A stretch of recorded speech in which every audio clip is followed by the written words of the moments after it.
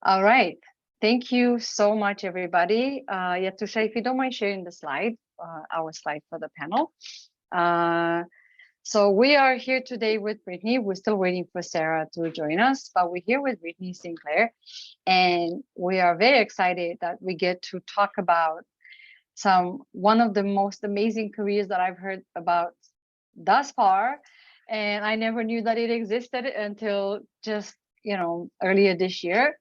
So, Brittany, if you do us the honor, can you introduce yourself? Sure. So my name is Brittany Sinclair, and I am an associate with the Biomechanics and Personal Injury team at 30 Forensic Engineering. I specialize in investigations around injury assessments and injury causation. So that involves everything from slips, trips, and falls to people injured in motor vehicle collisions and conducting assessment on injury causation.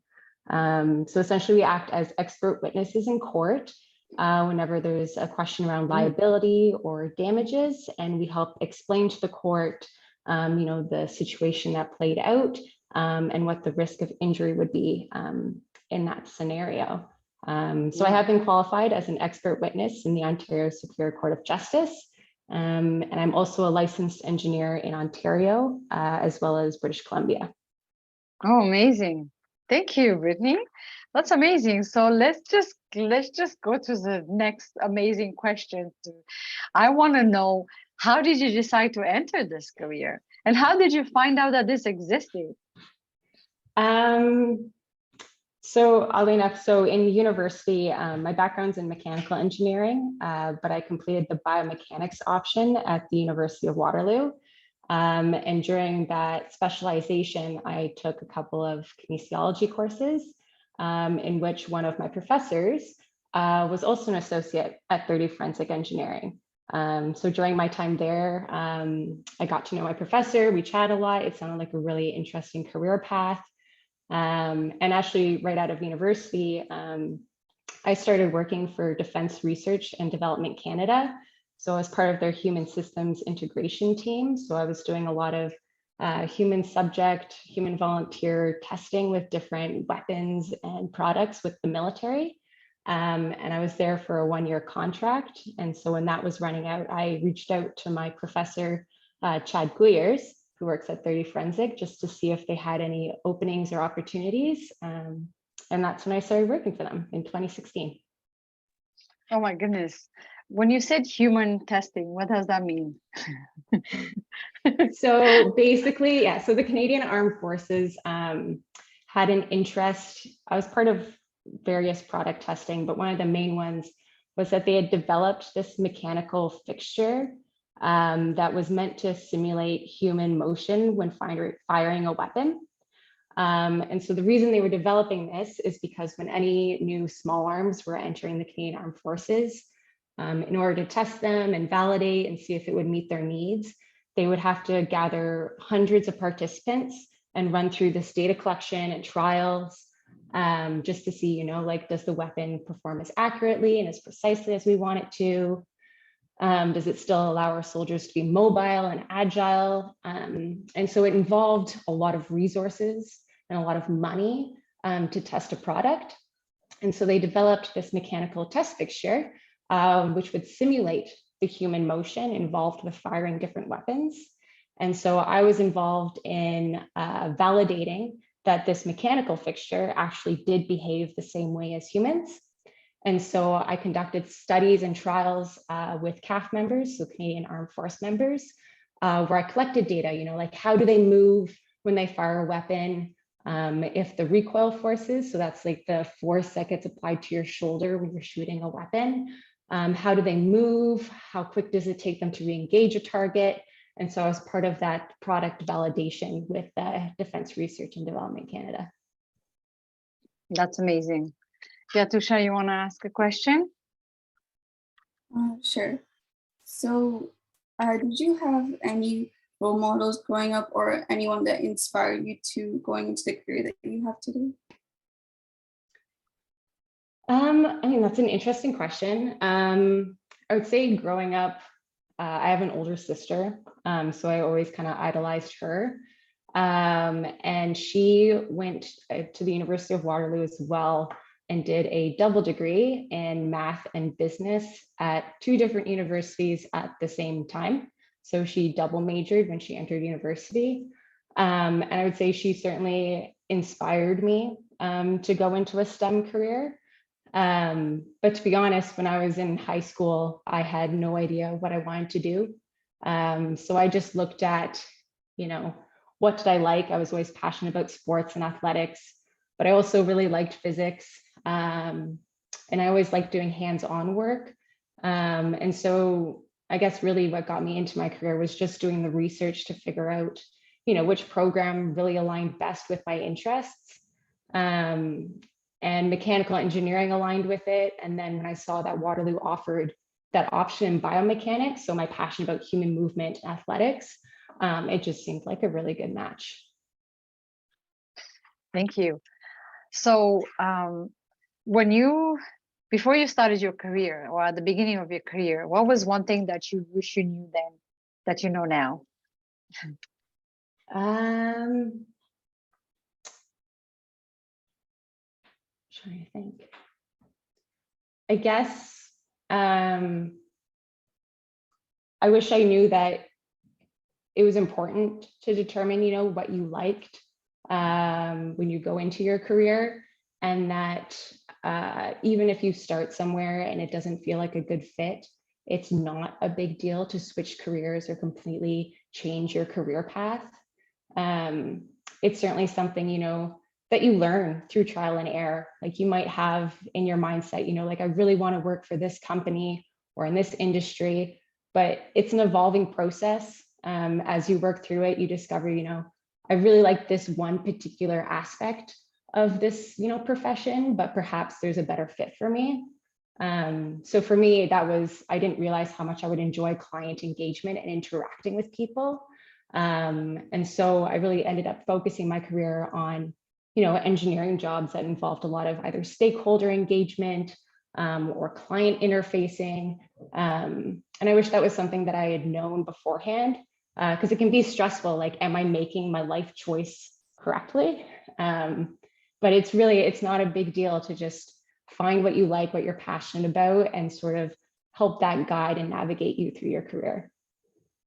Yeah, that's such good advice, actually, because a lot of people are stressed. I know we have some participants, you're like, I don't know what to do, but it's just really like life in general is not a straight path. You're just going to go around a little bit and you're going to figure out along the way that this might not be what you want to do. So, and that's For okay. Sure.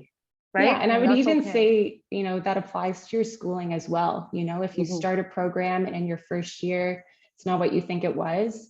It might set you back a year, but in the grand scheme of things, if you're changing your education to match what you're passionate about, then the long-term gains on that are far more important than, maybe falling behind by a year or 2 or 3 compared to your colleagues.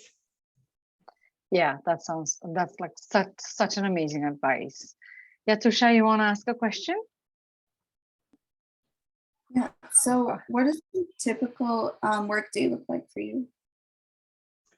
So for me, my work days vary. I can be doing anything from site work, so going to an actual location where somebody was injured and doing a site assessment, collecting measurements, to doing document review. A lot of my work involves reviewing medical documents to understand the injuries that occurred, reviewing transcripts to understand what the involved parties are saying happened, as well as doing a lot of research. So reviewing biomechanical literature, making sure I'm still on top of and involved in the research that's going on in the industry, as well as a lot of client facing. So relaying verbal findings, writing reports. And then if we do go to trial, it's all about trial prep. So going over the questions you're going to be asked, what you're going to tell the court. So it's a really diverse kind of day-to-day work environment. Do you feel like you're a lawyer sometimes? No, not really. No, really? Because it sounds like it's a lot of there was back in the day, my daughter and I used to watch that show Bones. Yes. And there's that, I forgot the name, but there was an investigator that would just go in and, but to investigate a little bit more than than what the doctor would be doing with the bone analysis and stuff. So it kind of reminds me a little bit of that, but this is engineering in terms of buildings and things like that. So it sounds like you're an investigator for the court and for other things too. So, but it's also interesting. So yeah, it really does. It sounds so interesting. All right. So now we go to the question, what would be some things that you actually love about your job, or you enjoy about your job, but what are some things that you find challenging? I mean, what I love about my job is sort of the diverse work that I get to do. So I do really enjoy the client facing. I enjoy interacting with people. But I also like that the job promotes a lot of learning. So like I was saying, there's a lot of research involved, and you have to make sure that you're, on top of the research. You make sure you understand where the field is going and what new findings they found. And then it's fun because you get to teach people. Basically, our role is to help explain to our clients, so like lawyers or insurance adjusters, what happened, and then going to court and explaining to a judge and a jury, this is what happened. And it's a fun challenge trying to make engineering technical jargon into something that anybody could really understand, because my audience doesn't necessarily have an engineering degree. And so it's a fun challenge to be able to put concepts into layman's terms so that everyone can understand. Yeah, demystifying your work for everyday people. So that sounds really fun. Yeah, it can be challenging because you have that background and you want to say like, well, it just means this, but it's coming up with analogies so that other people can relate or understand. And that sounds so much fun. I should get into that. It sounds so much fun. All right, so when you started your job, like what was the thing that surprised you about it, or was there anything that surprised you about your job when you first started? I guess I was surprised at how much support I got from the company. So whether it was tools or education or more learning, they were willing to, invest in their people, which surprised me. Because like you say, forensic engineering is a fairly unique industry. And so when you're applying, like very few people are able to say they have forensic engineering background. But 30 Forensics really, invests in their people. They allow us to attend conferences and do any sort of professional development that we may need to help move our career along or become the best experts that we possibly can. So I was really surprised by the amount of support and how encouraging they were for our learning and professional development. Yeah, it's only so important because you learn as you don't know a lot when you start. And that goes for anybody. When you just come fresh out of post-secondary, you're done. You don't come with experience, but it could be very surprising to know that you can apply and you work at a company that is very supportive. So, and focuses on your learning, like, and that critical thinking, to think for yourself, it's just so important. Yeah. And that's a great point too, where you'd be surprised even if you're changing fields or a completely different technical aspect, like the transferable skills that you've developed over your life, how easy those move from field to field or career to career. You can always use your past experiences to help better yourself in a new role. It's remarkable, really. Yeah. Yeah. Thank you. Yeah, Tusha? Yeah, so what skills do you think are important for someone interested in your job? I mean, I think there's a lot of skills that would certainly help.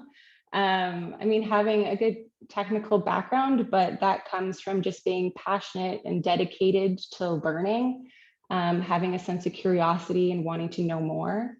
In my role specifically, I would say, the soft skills are really important. Like I was mentioning before, you may have to explain technical concepts in a way that people who don't have the same educational background as yourself would be able to understand, as well as, time management is critical, I think, in any career.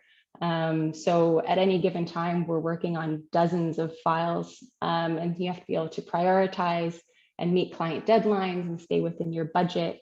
There's a lot of soft skills involved as well. So while it is important to, have a technical background that allows you to speak to these matters, if you're not able to articulate what you want to say, then it's a bit of a lost cause if your audience doesn't understand you. That's a very good point, actually, because you need to be able to communicate with people. So that's a really good point. And transferable skills are always, always, always important.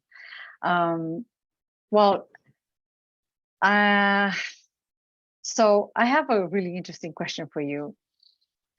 What should someone expect once they start their career or their education in STEM? I think you should expect to be challenged in various ways, whether that's with technical learning or concepts that aren't really familiar to you, and just expect that it might not be as easy as you find it in high school. The course load in university is a lot tougher, and it's important to manage that lifestyle in a way that you're able to balance your technical learning, but also that you have a good work-life balance. So yeah, I think you can expect to be challenged. You can expect that people are going to want you to think outside of the box, think of new solutions, innovative ways to solve problems. I think a lot of STEM careers involve looking at a need or an issue that someone might have and coming up with a new solution or modifying an existing solution to better address those needs. Before we get to ask our last question, I wanted to open the floor to our participants and they can ask their questions. Feel free to add that to chat, or you can unmute yourself and ask the question. I know I would have a lot of questions, so I would like to hear if anyone here has some questions about, for Brittany. Is that how you pronounce your name, Brittany? Yeah. Brittany, okay. I was actually wondering, can you hear me properly? Yes. Yeah, okay. So of course, every career has its ups and downs. So what if when you start a career, it starts with the downfall? Do you feel that this career, you should put your faith in this career, or should you just like move on with another one? I mean, I feel like that's actually a very good question. It's a little bit difficult to answer, I would say, because it might depend on what is causing that sort of downfall or negative experience you might be having in that career. I think if it's something that you might be able to work on or address, then it's worth investing in the sense that I wouldn't ever want to discourage somebody from giving something up just because they don't feel like they're good at it straight from the get-go.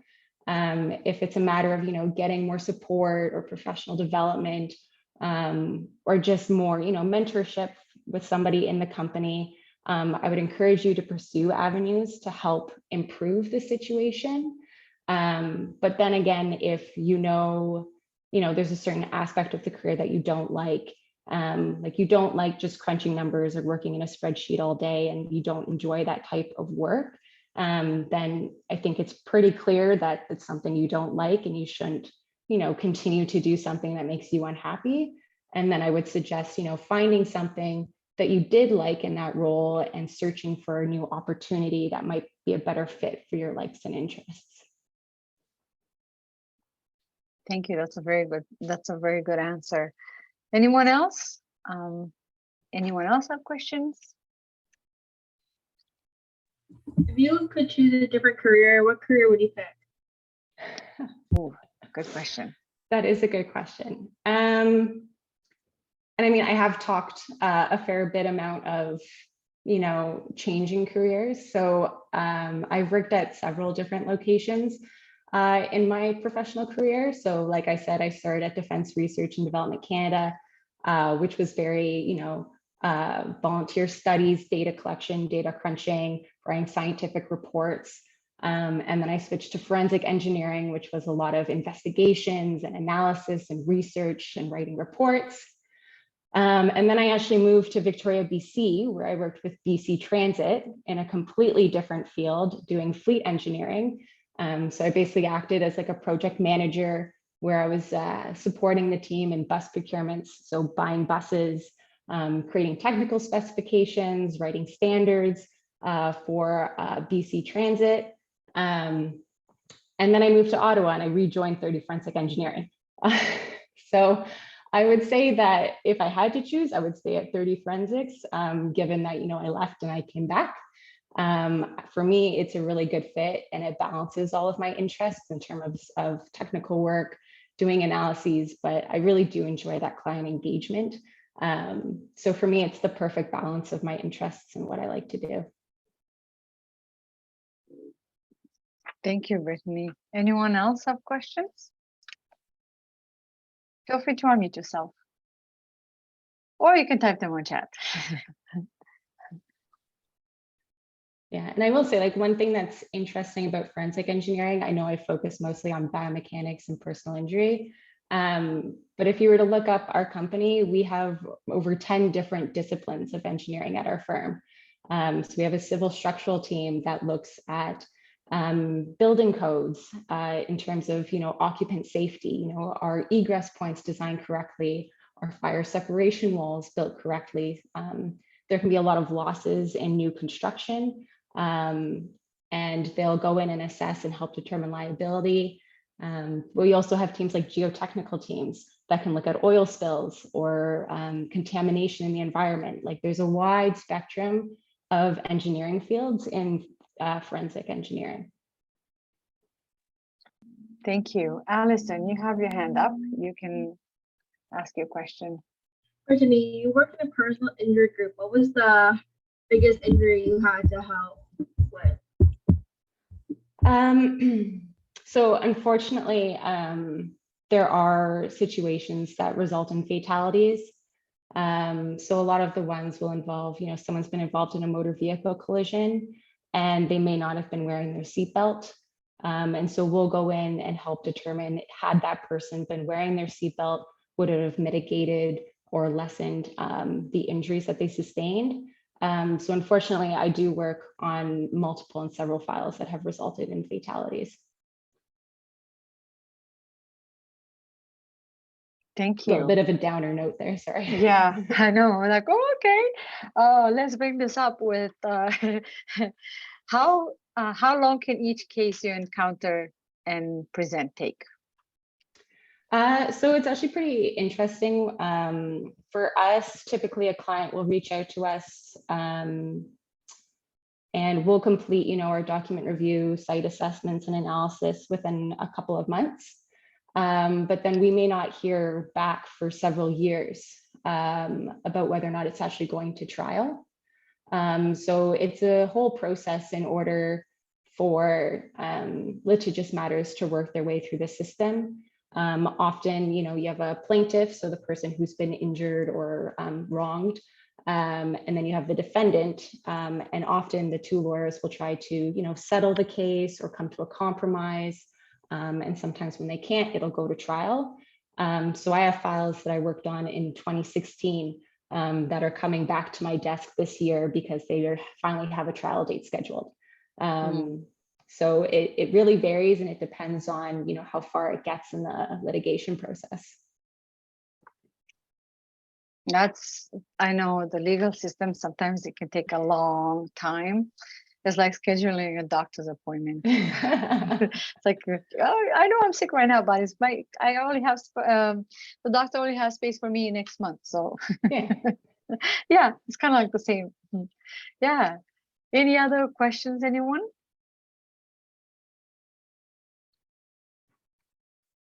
I have a question. Did you have any role models or mentors when you started this profession? When I started this profession, or your career in general? Yeah, I mean, I guess not really. Like I can't really pinpoint a specific individual who really, you know, I idolized in the field of engineering or in STEM. Like I said, my sister sort of gave me the confidence that, you know, if she can do a double degree at one time, I can do an engineering degree. But in terms of really getting into the field of engineering, it was just sort of a lot of interpersonal, you know, perspective, evaluating who I was as a person, what really, you know, was I passionate about, what was I excited about, where did my interests lie? And when I was applying for university, I applied to both engineering and I applied to business. So they were very sort of opposite spectrums in terms of a degree. And I just sort of honestly on a whim ended up in engineering, and I loved it. So it worked out for the best. It sure did. When I was a kid, I remember for me, I used to like to break things apart and then put them together. And I've always been very curious, how do these people get on my TV? And, you know, it's like, and I wanted to take things apart. Then I had a small stereo. Someone gave it to us as a gift because, like I mentioned, I grew up in Romania during communism. There were so many things I didn't have.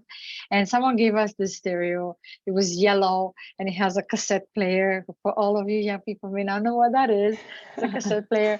And I was so curious about how does this work? So I took it apart and then I put it together exactly how it was. Just, you know, but I made a mistake and scratched the where the sound comes from.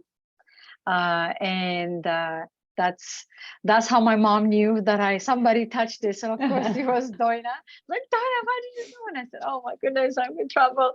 And so, but like, I think being curious is such a good skill to have. I don't think it only pertains to engineering, because a lot of engineers say that, but I think it's to anything in life. Like being curious would be something that's anyone should have. Like, be curious, right?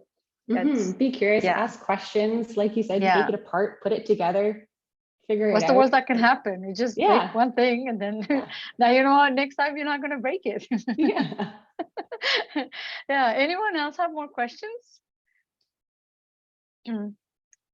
Any more questions for Brittany? So, okay, if not, Brittany, I want to, one more thing.